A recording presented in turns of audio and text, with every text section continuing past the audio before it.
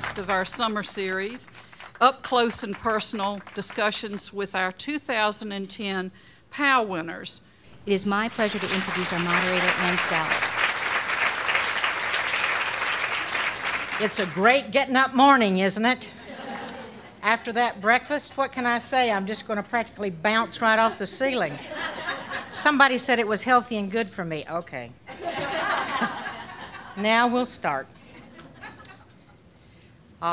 It's fabulous to be here. It is really wonderful. And who can say no to Elizabeth Marchand? I mean, really. I think that maybe I should. Before we delve into our discussion, and I know you want to hear these women, I want to just refresh your minds as to who these fabulous people are. I think we're really fortunate to have in our midst today Wendy Clark, our first panelist. Wendy Clark serves as the Senior Vice President, Integrated Marketing, Communications, and Capabilities for the Coca-Cola Company. One of the youngest Coke marketing directors ever, not now, ever. And as I told her, I'm the oldest Coke vendor. So Clark led the new Coca-Cola bubbly brand image with the open happiness. Who couldn't like this woman?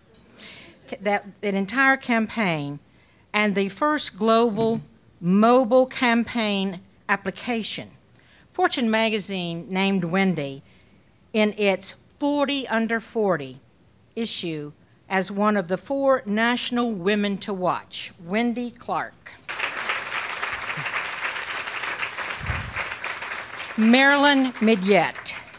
As CEO of the Girl Scouts of Greater Atlanta, Marilyn is shaking up that structure and a nonprofit organization which was founded almost 100 years ago, and we might know in Savannah, Georgia, with a mindset that nonprofits and for-profit companies should follow some of the very same strategies as a business model. Marilyn is strategically reshaping the Girl Scouts to be the premier organization for developing the young girl into a woman in our time. Marilyn.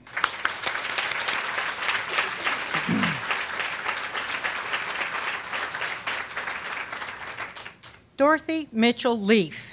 Dr. Dorothy Mitchell Leaf came to Emory University School of Medicine in 1981, and fortunately for us, she stayed to initiate the Division of Reproductive Endocrinology and Infertility in the Department of Obstetrics and Gynecology. A pioneer in her field for the past 20 years, Dr. Mitchell Leaf has been in the forefront of innovation in reproductive medicine in this state of Georgia. She has been in private practice as a partner in Reproductive Biology Associates for more than 19 years. Dr. Dorothy.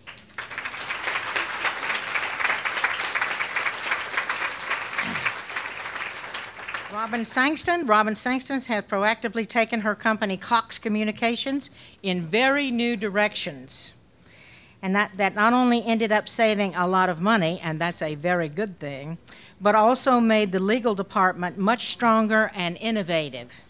For instance, she urged the company to purchase and implement an e-billing software program.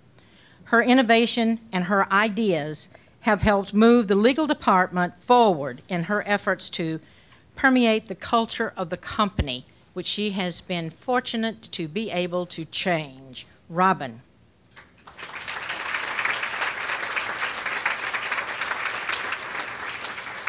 We have people in need of a medical attention up here today.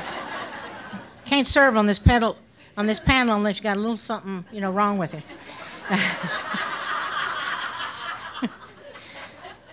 Jackie Yaney, last but certainly not the least, the CMO and Executive Vice President of PGI, a global telecommunications company. Jackie Yaney had spearheaded programs that showcase her creative and analytical abilities.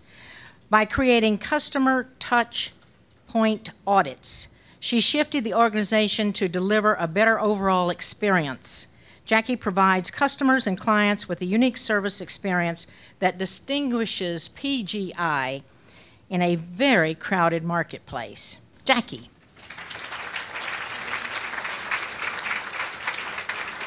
What we're going to do is we're going to have a little rolling questions going on here. We're going to be really quick. I need to ask our panelists to give us your best thinking and precise points that you want this beautiful audience to hear. Robin, what would you do differently in your professional life, knowing what you know now? First, I have to say that I broke my heel 8 weeks ago, and I think the hardest part of the entire process was having to be in this room with all these beautiful women with beautiful shoes and show up in tennis shoes. It's mortifying. I think one of the things that I do differently, you know, I have to bear in mind that I'm an attorney, and attorneys by nature tend to be a little more risk averse than the typical population, but I think I would have taken on more risk earlier, and I try to encourage my team and women that I mentor to not be afraid to take on risk, not be afraid to fail. I think women in particular are born with this sense of needing to be perfect, not making mistakes. Part of our culture, unfortunately, I think contributes to that. I think our parents contribute to that. I think that we need to get more comfortable with failure. I was reading some research recently that a Harvard professor had conducted.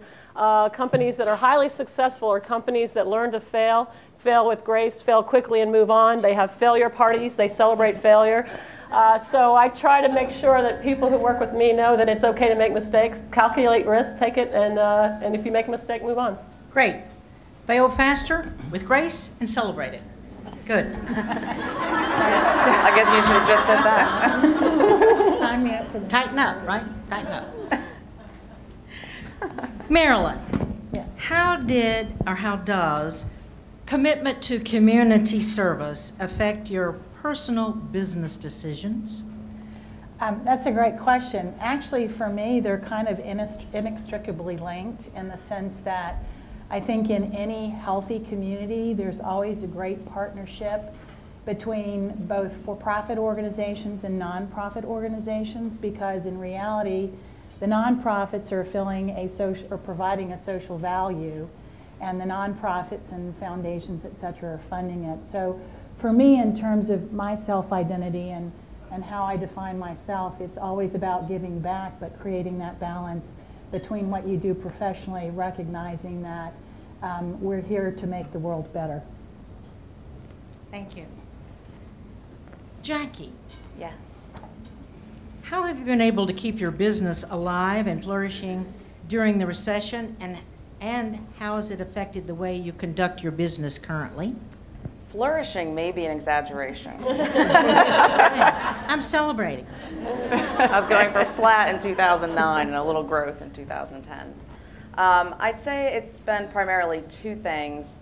It's aiming to be very focused on the business model and changing that business model by the type of customer and client. So we've been concentrating on how do we really serve these big global clients really well, and how do we scale for SMB companies. And I call the middle the messy middle. Kind of let that go. So global and move it down a little, small companies and move it up. And that's tended to work pretty well for us. Thank you. Wendy, of all the new and innovative ideas in your respective industry, what drove you or led you to these ideas, and how were they received amongst your peers? Well, I think a great idea can come from anywhere, first of all. I personally subscribe to that. So we don't tend to think that anyone has a corner on the smarts. And so I think part of that is being open to hearing an idea from anywhere and embracing that and celebrating it a little bit. I think you can, I tend to be relentlessly optimistic, so I think that you can surround yourself by people who don't want to hear the ideas, or you can surround yourself by people who do. And if you surround yourself by people who do and find that group in your company, you can tend to advance things pretty well. And so I think part of it's just handpicking the people you surround yourself with, and making traction and movement with those, and being open to the fact that there's a germ of an idea in probably a lot of things people are telling you, and just not killing that and letting it flourish and greenhousing it a little bit. And I think you can see a lot of great innovation that way. Good. Dr. Dorothy, I'd like to circle back around to that question that I'd asked earlier, Robin. Since you're in a very innovative space in the medical industry and the medical field, what would you do differently in your professional life, knowing what you know now? Would you change anything? I think I could, I thought about that, and I said, I wanted to be a doctor when I was 11 years old. So I've been wanting to do this for a long time, and I have never been really let down by that. And I think that, if you follow your dream, which I got to do, and it just so happened that I wanted to be a plastic surgeon, and now I'm very happy, actually, I didn't do that. Actually, I was moved out of that area because I decided that I didn't like the gentleman who was going to be my mentor. Because he was, and I have to say bluntly, he was a chauvinist. And I said, I'm not going to do that. And I'm not going to follow that dream. I think I will go into the area of women. And that was OBGYN. And I think that I got very fortunate that through that whole process, everything led me to a much better place. As I say, my products don't just last for a few years. If you do plastic surgery, my babies last for 70 to 80 years apiece. So I think that, in that process, I don't think I'd have changed anything. I think I've been extremely fortunate that I really can't imagine doing this over and ever, getting pardon me, this far, not even expecting it. And to be in all the innovation that I'm in today, I just have been very, very fortunate to have just decided to do OBGYN, decided to do reproductive endocrinology, and it's led to all these wonderful things that have expanded women's life and opportunities to have children. So I just have to say I actually wouldn't change a thing, and just excited it actually worked out better than I could have expected. Great. The good news there is that sometimes the mentors we have or who have put in our way are for us to choose are not the mentors who are ready for us. And I love that her products last and last and last. And actually, they love. Isn't that wonderful? That's terrific. Marilyn, back to you. I'd like to ask this question. How have you had to shift the way you did in business and transitioning from the corporate world at Sprint to the nonprofit world at Girl Scouts? Or even was it a big shift? It may have just been a small shift. No, there's definitely a shift. I mean, kind of at the root, I think, of your question is the recognition that kind of culture trumps strategy every single time. In my mind, though, there are more similarities than differences between a well-run not-for-profit and a well-run for-profit. Both start with people, time, and money, and how we invest in our people and how we invest that time is directly proportionate to the outcome that's produced. Certainly in the for-profit world, that's a return to shareholders. In a nonprofit world, it's how are we moving and being faithful to the mission of the movement. So there are more similarities than differences, but I will say that in a volunteer-based organization, that's probably where the biggest difference or nuance is. Our sales force, the people that deliver our program, are volunteers. And so I would say customer service becomes even more critically important, because nobody puts their head down on the pillow at night saying, I wish I'd given one more hour to the Girl Scouts today. So we have to make sure that we make it easy for them to do business with us, that we have to give them what they want, when they want it, how they want it, so that they feel like with the limited discretionary time that they have, it's been a very fulfilling and rewarding experience. And so as we move forward in recognizing and putting in place metrics and dashboards or scorecards, which perhaps historically has not been a strength of nonprofits, there's truly an opportunity to measure success, again, whether not-for-profit or for-profit. And the better we do that, the more successful we'll be in terms of delivering that social value that I talked about before. Thank you. Jackie, back to you. You've said that your business model is why not? And you've also said that it's global. You've focused on pushing the envelope. At what time has it been beneficial, and what times has that failed you? Yeah, so I think when I look back all those times in my life where I kind of said why not and went forward, I look back and it all worked out great. But in the moment, there have been many times in my life where I'm like, how did I get here? So, I decided to go in the Air Force, and at boot camp, I'm like, oh my goodness, what am I doing?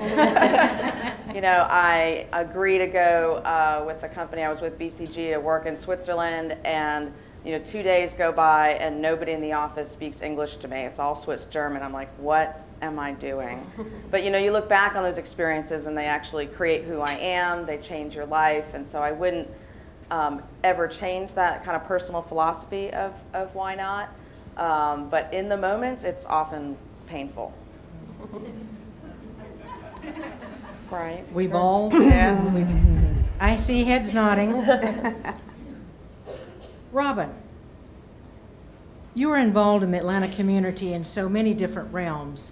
Has that influenced or enhanced your business life at all? Oh, absolutely, and it's enriched and enhanced my business life. I think community involvement and your business or professional involvement really go in tandem, hand in hand.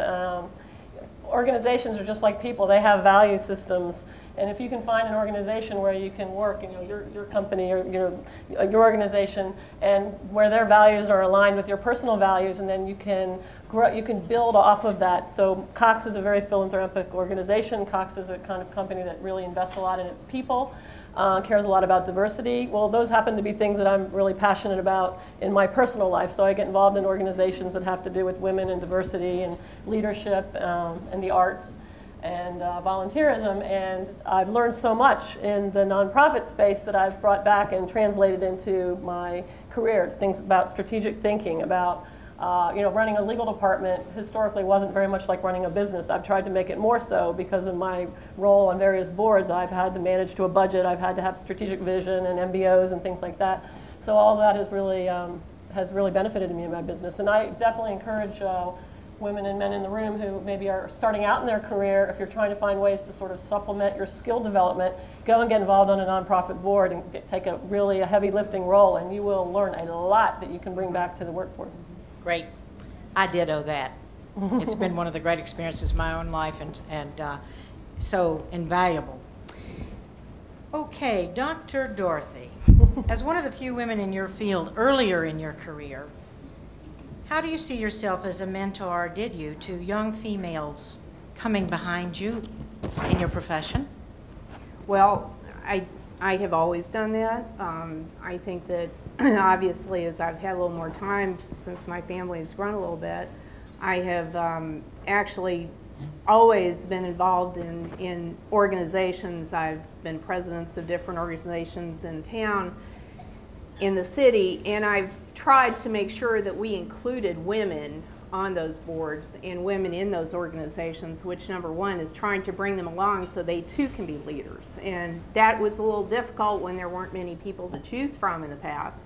Now that medical school is represented by 52% women, which is totally different than our measly 5% years ago, or even less than that, we have many more to bring into the fold. But right now I've been very much interested in helping women in OBGYN. I've had mentoring programs where I bring women who I actually had in residency at Emory that are longstanding OBGYNs, love the area, love that particular practice, and been able to bring them with medical students and other residents to see that you too can have a life. And I think that's one thing in our particular area is that women today do not understand that you can mix and match and still be able to have a family, still be in the community, still have leadership. And I think that's very important for people in our particular age group to be able to bring those people forward and never stop, because I think we were actually talking about that at the table, that it's so important to bring different individuals and show them what they can accomplish, what they can do, and make them feel good about the fact that they're not going to fail, and definitely be involved in the community and not just be sequestered, because medicine is very difficult. It takes a lot out of you. You get up early in the morning, you're going all day, you don't get to go to lunch, there are no lunches, and it's very hard to then take to the side and do extra things, and you have to be able to show all these young women that they can do that. So one of our responsibilities is to be as a leadership role model in how you do put it all together. It's just you can't have it all the time. No, you can't. So, and to learn how to do it in That's a very time. powerful message. Yes. And I'd like to move to Wendy now and ask you.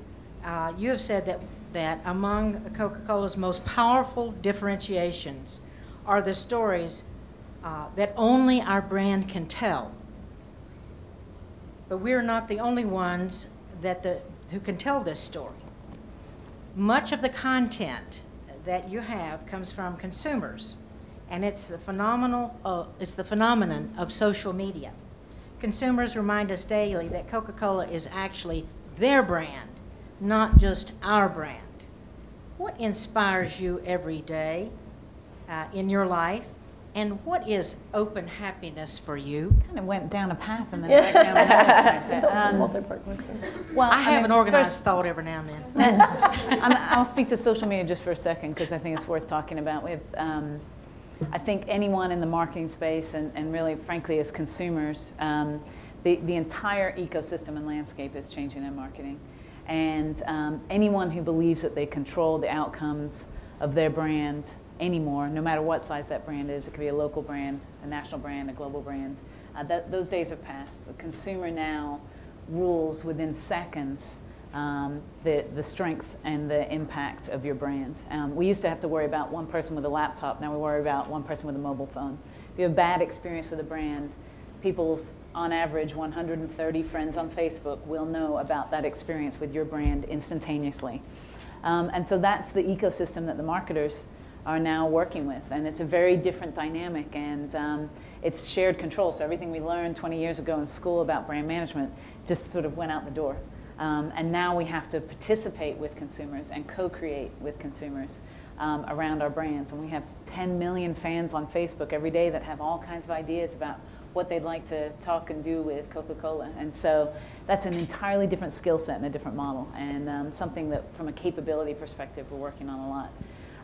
That is very inspiring. I mean, I think if you're a marketer and the notion of seeking and developing new and different models and ways of doing your work is very, very inspiring, that there's not sort of this textbook way anymore of doing this.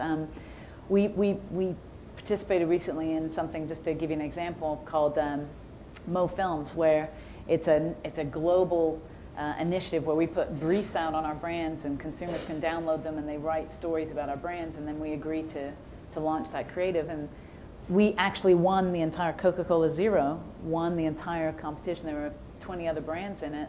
A 23-year-old and a 24-year-old from LA wrote a story, and now their ad's going to go live with us. And I think that's a really inspiring model now to think It's of. really organic, isn't it? It's Well, so I met those it's kids. so They couldn't have been more excited, right? They're hanging out with me, and we're having lunch, and they're like, their journey, what they thought their journey would be to have that conversation and to have that ability, has totally collapsed and totally changed now. And I think that's very inspiring. I think it's very exciting that you can actually sit and write the rules now. The rules don't really apply, and so I think there's an opportunity if you're smart. You have to have great partners like Robin in your organization where you don't make stupid decisions. But if you're smart and you take calculated risk, I think you can do some really inspiring, exciting things now, no matter what area of your company you sit in. Yeah. So part of open happiness for you is that sense of a daily inspiration, and that interaction. I think it's just coming to work every day and knowing that it'll be something new and being open to that. Marilyn, let's come back to you for a moment. You've said the Girl Scouts is basically, has been thought of, and may still in the minds of some, but we're going to change that, thought of as cookies and camping. Right.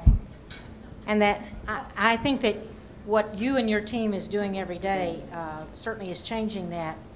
But what are you doing perhaps more with some of your volunteers in terms of their leadership. I know you said it's about the service and it's about that volunteer sales force, but what are you doing in leadership development programs for your volunteers? Right. There's so much of what's been said here that comes into play every day. The social media is certainly a big piece of that, but specifically to your point, Anne, we have historically been known for cookies and camping, and in reality that's always been about leadership too, but we have not been very good about communicating and educating and creating awareness and marketing. And the reality is that the cookie program, I may have mentioned this to some in the audience before, the cookie program, many refer to it as a sale and many just think of it as a fundraising opportunity. The cookie program is intended to teach girls and young women, and quite frankly many of the volunteers as well, financial and business literacy. It's about setting goals, it's about time management, it's about marketing, promotion, packaging, inventory management. It's all about business. It is a $750 million business run by young girls and young women and grown women nationwide. And yet, who in the room knew that? We say that we're about building girls of courage, confidence, and character who make the world a better place, but our vision is to be known as the premier leadership development organization for girls and young women. And one of the things that we are doing around what we're referring to as our Girl Scout leadership experience, which is the programmatic aspect that all of our volunteers deliver, it has 15 very specific outcomes measurements. And they're grouped in sets of 5 around 3 cornerstones known as discover, connect, and take action. And again, while it may sound like I'm talking about the programs for the girls, the feedback we get from some of the volunteer leaders is that they learn as much about leadership as the girls do. And so in the Discover category, that's about learning about your own values. It's about learning what you're good at. It's about developing critical thinking skills. In the Connect piece, it's connecting with others that have similar interests and similar values. It's connecting with the community, because that's the piece about not just developing courage, confidence, and character. We're here to make the world a better place and to take those skills and make impact. And then the take action part is, again, a sense of empowerment. What are the problems that need to be solved? How do we go out and broker resources? And then how do we take action to make an impact? And those are lessons in leadership that are as valuable for the girls as they are for all of us in this room. Sounds like a real prescription for how we can continue to grow our own selves in courage, competence, and character. And I'd like to add one more C, and that be compassion. And that's how we get engaged in community. And the Girl Scouts do that so incredibly beautifully. Back to you, Jackie. You were appointed the rank of captain when you were really, really old. I believe you were 22. I wasn't 22. I was like 24. Oh. See, 2 years can make a lot of difference. So I want to ask you, that obviously takes incredible leadership, even at 24. What leadership skills have you taken from that experience, and do you use those now, or how do you use those now in your executive role? What did you learn at 24 that you were able to take forward? No, thank you. I learned a couple things. There's my very first boss in the Air Force, which was my first boss in my career, was a woman major, and she was horrid. She had this Let's be honest, can we talk? Yeah. She had, I mean, this was many years ago, and she had a chip on her shoulder about all the things she'd given up in order to be where she was in her career. And the rest of us around her felt that. And so it's because she had decided it was all about, you know, what she was doing in the Air Force every day, 24 hours a day. She was always right. I should somehow find her and thank her, because I think about her and I work very, very hard to not ever be like that. I mean, it was one of those every day I'm like, whatever I go to be in my career, I am not going to be like that lady. Because it's back to me, one of my other philosophies, which you said earlier, Anne, is this notion of we can all have it all, but we can't have it at the same time. And I very much believe that, and have tried to do that over my life. Another thing I learned, and this is it's been a calming effect for me, leadership-wise. You're at work and you're like, well, we're not saving lives or anything. Now, Dorothy can't, she is saving lives. But that time, when I was in the Air Force, it was about lives and saving lives, and all these other jobs I've had since have not been about, quote, saving lives. So I'm like, okay, it'll be all right. That was the stress. I can handle this. If I can do that, I can do this. And then probably the third thing, which is probably a true more leadership thing, is, in the military, and I was in during kind of Desert Storm times, there's a lot of things going on. There are times to get ideas, times to brainstorm, times to sort of figure things out, and then there's times to decide and go. And I think a key aspect of leadership is knowing that time. So being able to get all those ideas coming in, but then knowing when to go, because in those situations I was in then, knowing when to go was just as important as whatever we had decided. So that's something I've tried to use over the years. Right, right. Wendy, back to you. When you were a little girl, I'm sure that there were some lessons that you learned at that time, and that you learned in a way or you share with us.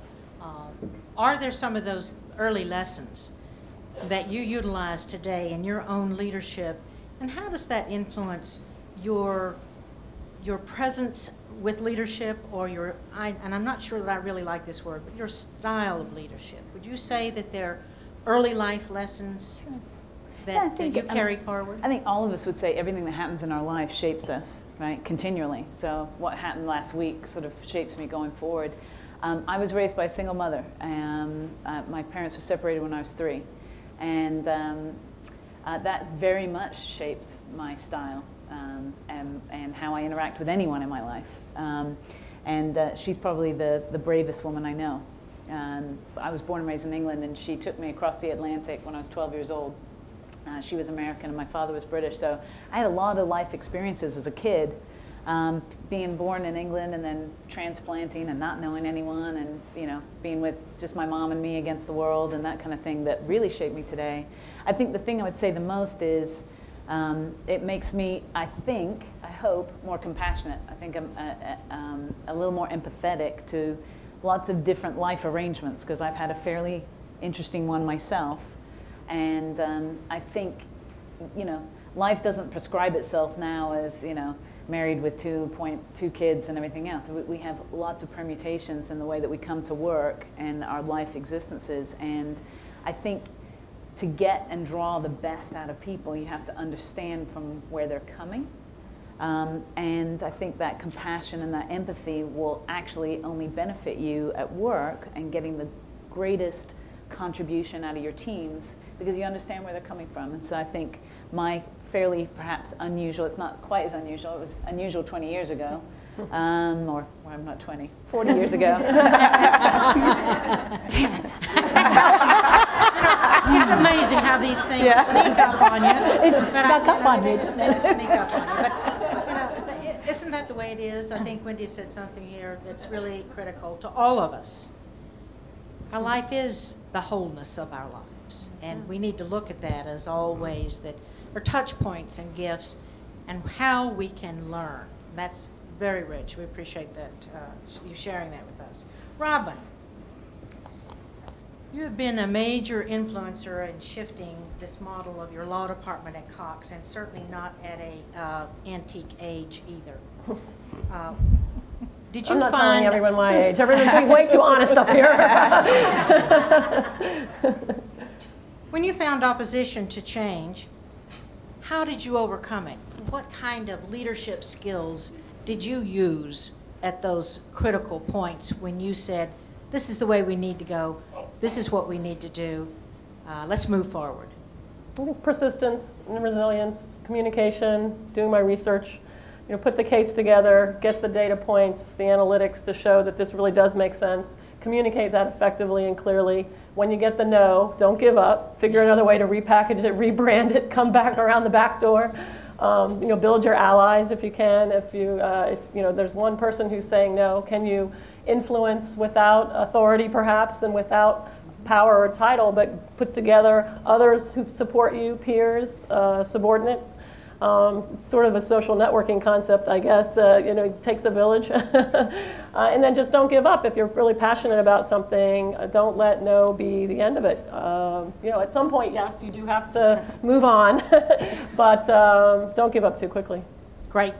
Yes, no is certainly the first word on the way to progress, isn't it? Mm-hmm. It often is. We have to be able to overcome that. And I think that that's connected so much with what you shared, all of you shared with us earlier, which is about we've got to just fail faster, get over it, celebrate, move on, find allies, friends, touch points, move it. That's really valuable. Dr. Dorothy, back to you again. Your colleagues have lauded your ability to be a change agent, which obviously says something about your leadership skills, and your ability to continue to lobby for investments in new technologies. How do you continue to push innovation, particularly that would inspire others to do so as well? How do you move forward to inspire others with your leadership? Well, I think it's just by example, or just, I think being very creative and thinking outside the box, and having people understand why you're thinking outside the box and how it's going to connect. I think that some of the things I've done, I think the first one was having the first lady who ever was a gestational carrier in the state of Georgia was tantamount to overcoming all kinds of social and medical issues that almost, as they felt like I was doing witchcraft.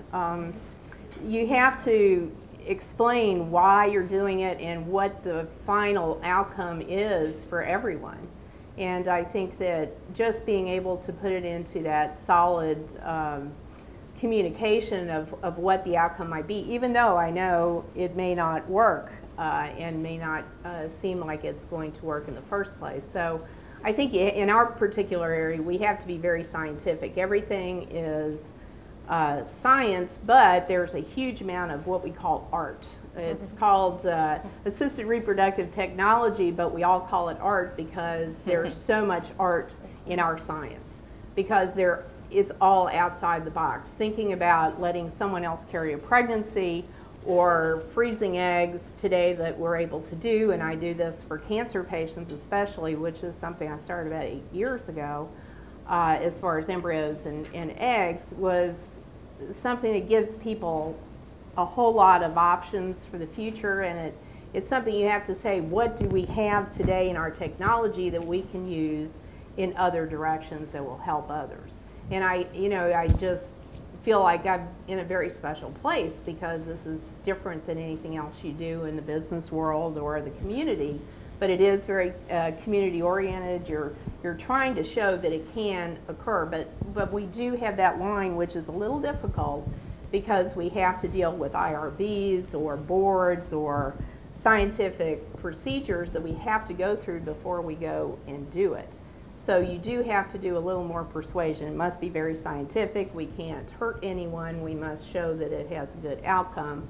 But again, everything we do is so socially involved, has very big impacts on families or just people in general, that it's a different mix than most technologies that you might consider. It's not starting a company or doing something with data or things like that. It's people and obviously lives, and I think that it's been a very interesting mix to be able to pull that out and be able to do so many very special things that you might not have ever thought about before. And I think one thing you said, and I'll just share this with you, I always am trying to think about how can I go over something or do something different than the mainstream so I can get it done.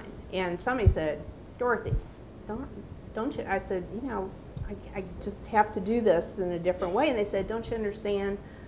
Most other people, or especially men, excuse me, gentlemen who are in the room, they said they just have somebody move it for you.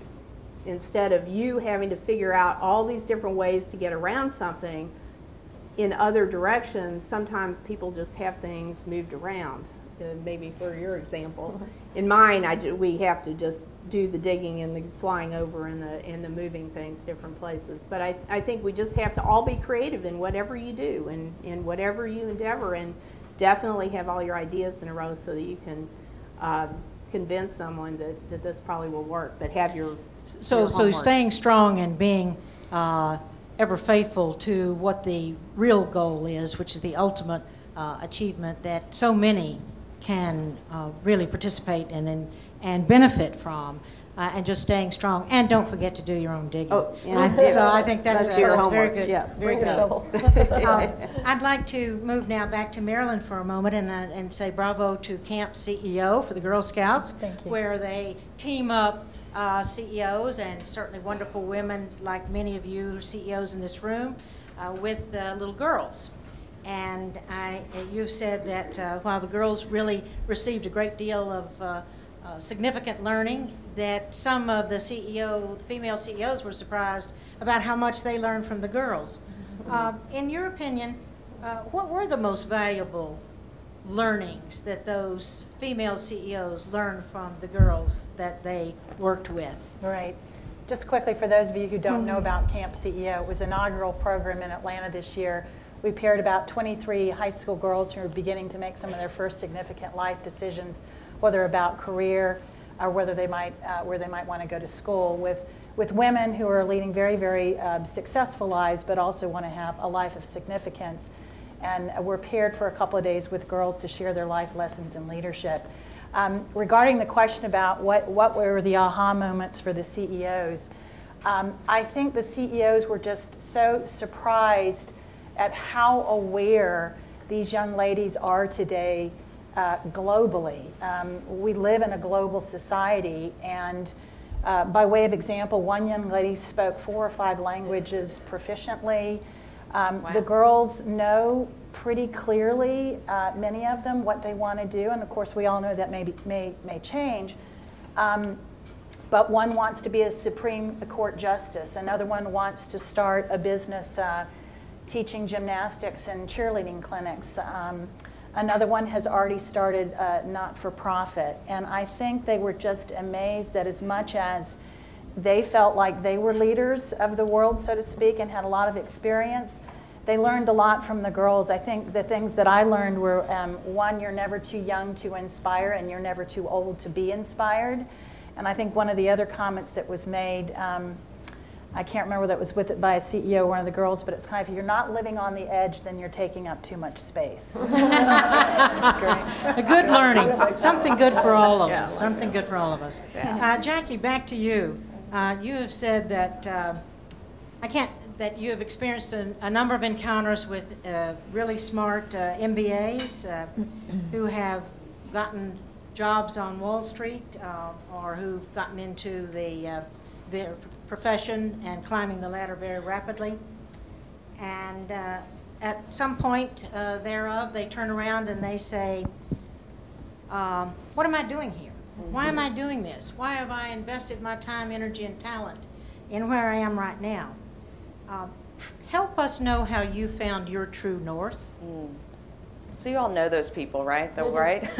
Remember in business school, there's something, I guess, in all of us where you're part of the group, and you're in your business school, and that's what everybody's doing. So you kind of just keep moving along, and then 5 years go by, and all of a sudden it's like, how did I end up here?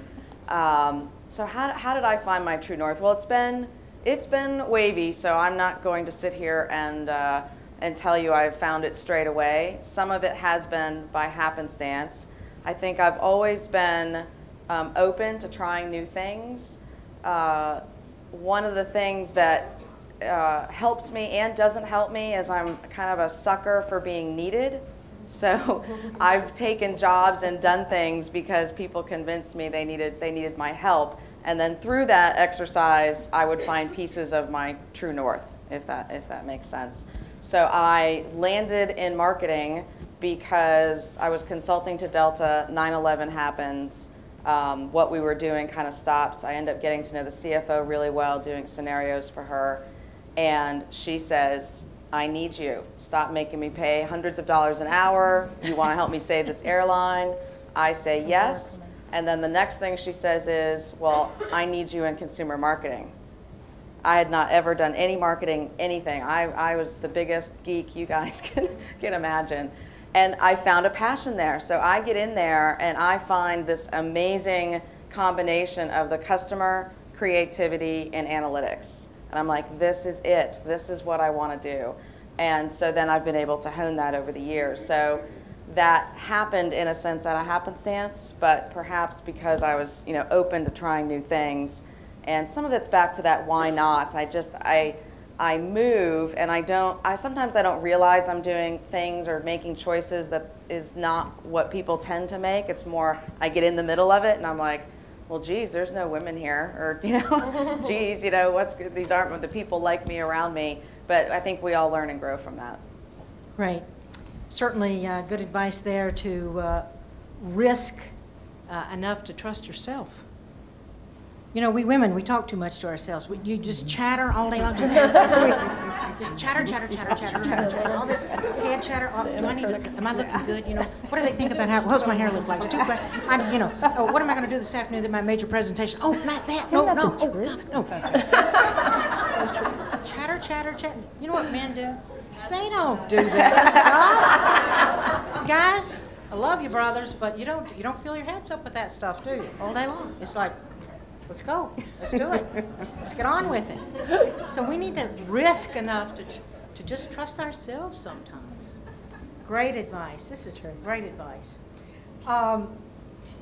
Robin, you have said that we do worry about FaceTime, and you can't build relationships if you're not in the office. I don't think you can really build great relationships by texting. Woo! What's your greatest piece of advice on building relationships across generational gaps and how to be an effective communicator? That's a hard one. How do you do that? This is a really timely question. If you all got up this morning like I did and read your Womenetics e-newsletter, which was popped up on my BlackBerry first thing at 5:30 in the morning. I so wanted to be able to say that too. Elizabeth, are you proud of me? Anyway, there's a whole article about how social relationships are deteriorating and people are ending up in isolation because they sit in their home offices and they text people and they don't pick up the phone and make phone calls and they don't go have lunch with anybody and they just work and churn out work product on their computer all day, and that's going to lead to the downfall of civilization as we know it. And I actually fear there is some truth in that. There's a college every year, they do a study of what the incoming freshmen have never done in their life, and one of the things that the incoming class at this college had never done was they had never been wrapped around a phone cord. Yeah. They refused to email because email is too slow. Okay? So I do think that there is a huge gap between the people. I'm a boomer person. When I started my legal career, you picked up the telephone, you called the partner, you said, may I come see you? You walked down the hall, you sat in the chair across from him, you got the assignment, you asked questions, you got up, you left, and then he would do the same to you when he wanted to come see you. And the generation now, which all my 3 teenagers are, we're texting and rarely even picking up the phone when I call them. I'm like, why? I give you this cell phone. Why can't you just answer it when I call you? Why do I have to then text you and immediately you respond by text when I just telephoned you? So it means that you had the phone in your hand. So I laugh about it, but in organizations now, in the professional environment that we live in, that I was talking to Wendy. She spends half her life on an airplane now because she's over global marketing. How do you have the time and the means and the method of sitting across the desk from people? And I do something that I learned from my boss, Jim Hatcher, who was a great mentor to me. He called it MBWA. It was managing by walking around. And every day, people, and when I was on crutches, they could really hear me coming. But every day, the people down the hallway, they can hear Robin coming because about 4 o'clock, when it's time to go and get a piece of candy out of Joe's, office dish, I get up, I walk down the hall, I make a point of knocking on the door, I go in, I sit down, I shoot the breeze with them for a little while, I ask him about the Braves, I ask him about his daughters, and just talk about stuff, not about work, no agenda. And I'm not always so good about doing it, but I really try to do it. And I think we all need to do that more. We need to get out of our offices, and particularly for the folks who, telecommuting is a wonderful thing. I agree. We talk about you can have it all, but not at the same time. That's one of the reasons that women have been able to have successful careers and raise children. So I'm a big believer in it, but it also does lead to this isolation tendency, and you just have to resist it. And if you're a good manager and a good leader, you need to be getting up out of your office every day and going and talking to your people. You can't exactly cuddle up to your iPhone necessarily, can you? You just can't. Wendy. Or maybe you can. Although most of us carry them right here, right here. Yeah. Can't be too far. Got to rub it, see if it's still working. Wendy, we're going to wind up with this. So we're going to give you a chance to ask some questions. So be thinking what you would like to ask this panel. But I'd just like to ask you, with your depth of experience, which is really enormous in the corporate world, certainly for your young life, what would you consider your biggest mistake, and what did you learn from it? How did you celebrate after that? Well, that was a hard, you gave us that question as kind of a one to think about. I have to tell you, just personally, I just don't ruminate mistakes. I move on. So it was, as far as a biggest mistake in my life, I don't, I'm sure there were plenty, but I've managed to think about them now as learning experiences and move on. The one I talked about, it's sort of been documented, is I almost didn't call, Coke called me, and I didn't call them back. Probably would have been a really big mistake. So I just, I wasn't really finished with what I was doing at AT&T, and I just kept saying, well, it's not a bad, and this headhunter called, and so sitting at dinner with my husband, I was like, yeah, Coke once said, but I'm not going to call him. And he'd look at me and he goes, you're not going to call him? I said, I'm not going to call him. He goes, the world's largest, most valuable brand. You spent your life building a career in marketing, but you're not going to call him. I said, no, I'm not going to call him. He's like, are you out of your mind? You're not going to call him? Because you don't think you're finished with what you're doing at AT&T? So, that's probably one of those that I quickly corrected. So I think part of it is just acknowledging. I mean, there are all kinds of little things I would think about through my career where I've made I think the most important thing you can do is have a point of view. I cannot stand people who don't have points of view. So have a point of view, but hold it lightly, right? Just don't hold it so deeply that you can't get back out of it, right? So I always have a point of view. Half the time it's not a right point of view. But it's informed from what I know. I draw on other people. I build that point of view, and it might be very different by the time we're making the decision from the one I originally went in with. But I had a point of view. And so I think part of it's about, mistakes or different viewpoints are about just being open enough to evolve where you think and evolve the decisions you're making so that they don't become massive or big mistakes, right? Great. It's such great advice. Go lightly. Hold your point of view, know your true north, and know your own values. But be able to, this panel has been so rich in all the great messages we've had here. Learn to fail faster, all these kinds of things. Learn to celebrate ourselves, learn to risk. And I love what you just said, Wendy, about being able to express your point of view, but be open to how that either adds to or fits into the dynamic of what's going on, because that's called instantaneous learning. It's not what we know, it's what we do with what we know. And that's just so incredibly valuable. Well, I just want you to give it up really loud for these wonderful, wonderful women.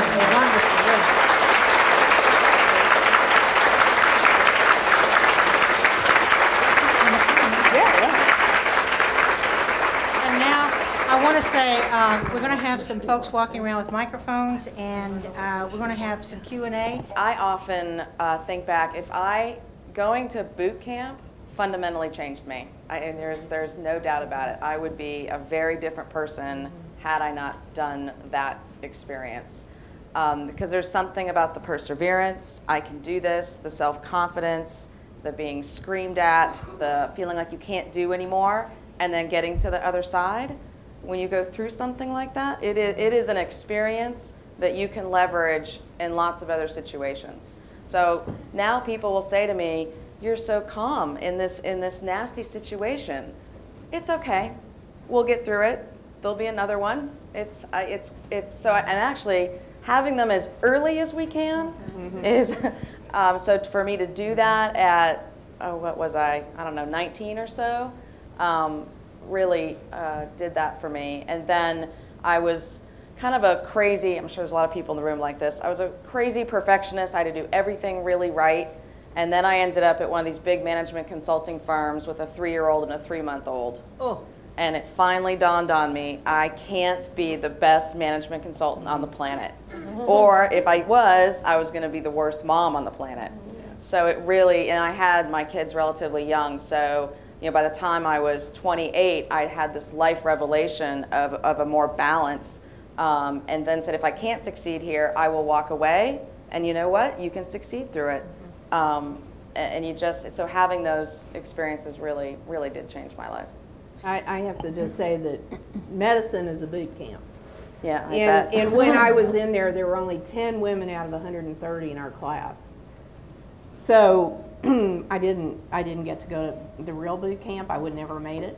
But ours was, I don't know. Back then maybe, yes, not today. But I think that was a mental thing because nobody was coddling you. We did not meet a woman mentor until I was almost out of medical school. So we were having to be our own, and we really, most of the ladies were married, so I really was one of the few that wasn't even married, so I didn't have much of a backer of any sort that was also a physician. So for me, I think that definitely, bar none, no matter where I went, I was having to prove myself in every single direction I went. There was no place where anybody said, oh yeah, everybody will be fine. Today's ladies don't see that and don't have that because there are more of them than the gentlemen. And so I'm not sure I would be here today doing this in quite the capacity because I probably had not been, as you said, younger and having to go through it in such long steps of almost 14 years that I probably had that melding before I came here. I mean, anytime you come to a university and not know a soul in the whole city of Atlanta, when you show up and start a program, that's pretty scary. And obviously, they thought I wouldn't last more than 6 months, and I stayed 10 years. And I survived Grady Hospital, which, if anybody's ever been there, believe me, you have to be pretty tough to do surgery there and teach there and survive. So it's a great place. I love it dearly, and I absolutely appreciate everything I learned there. But yes, I truly believe I wouldn't be here today. Anybody have another question? Yes. That's a great question. I'm not What sure. do you do to de-stress yourself? Is that what you're saying? I'm not sure I'm the best example of that, but in my view, and I think maybe, Robin, you said something about it, it's kind of seasons. It's not like, I learned long ago, if you get up every morning and think you're going to have balance in your life on any given day, I'm here to tell you it's not going to happen. But if you think about life as a season, it may be that this quarter I was a great employee, but I wasn't so great in terms of my community commitments. The next quarter I might be greatly involved in the community and I might be a great parent. The next quarter, so I think that's the other guilt that we put on ourselves, that we think we have to do it all the time.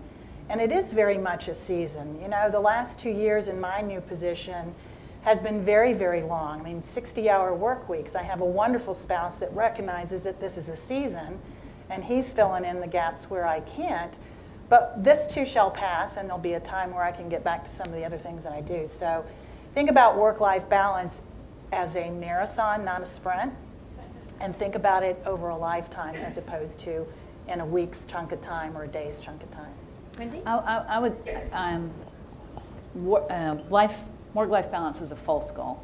That is a false goal. Don't ever write that down on any piece of paper for yourself or for anyone who works for you.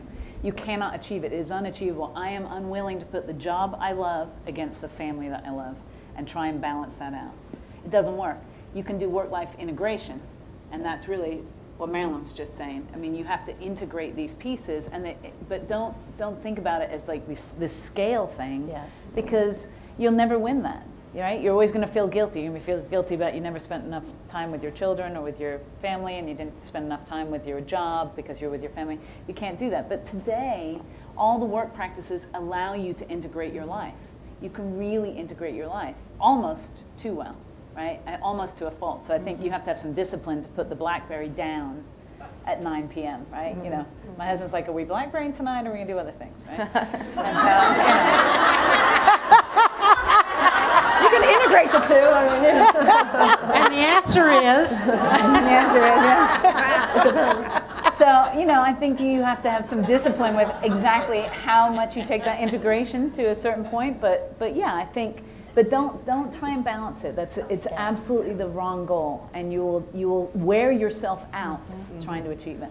I mean, one thing I did when I turned 40, I went to this incredible leadership. You said you weren't going to say how long. Well, I'm over. Yeah, I turned 40. I have to admit that. Just last week. Yeah, and, you know, I had 3 kids at that time, and I was really at the kind of growth period in my career, pedal to the metal, and I went through this development program at the Center for Creative Leadership in North Carolina, which is a wonderful place, and went through this exercise where I put myself in the middle of a circle, and I drew spokes out to the outside of the circle representing the different aspects of my life that I wanted to have in balance, like my physical well-being, my nutrition, my interaction with nature, my financial situation, my spirituality, and I had to plot along each one of those spokes where I felt I was on a scale of 0 to 10 in terms of sort of achieving that desired state.